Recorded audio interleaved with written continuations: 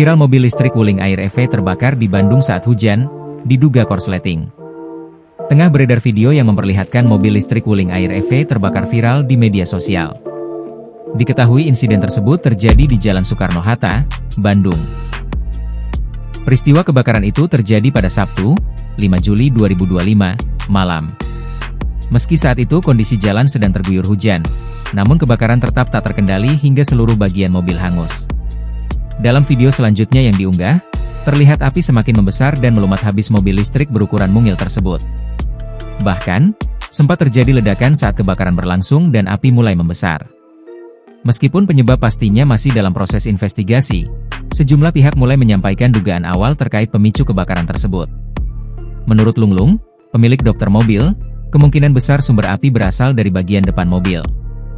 Sepertinya ya dari video, yang kebakar bagian depan. Kalau nggak ada aksesoris lampu-lampu aneh, harusnya korsleting kabel, ujarnya. Lunglung juga menyebutkan bahwa bagian depan Wuling Air EV umumnya hanya berisi modul-modul kelistrikan. Dengan begitu, ia menduga bila tidak ada modifikasi tambahan, maka potensi korslet pada kabel menjadi salah satu penyebab masuk akal. Kendati demikian, ia tetap mengingatkan bahwa ini hanyalah dugaan awal. Ini sih susah ngomong karena pemakaian lalai bisa jadi, karena umur baterai juga mungkin. Karena belum ada investigasi, ujarnya.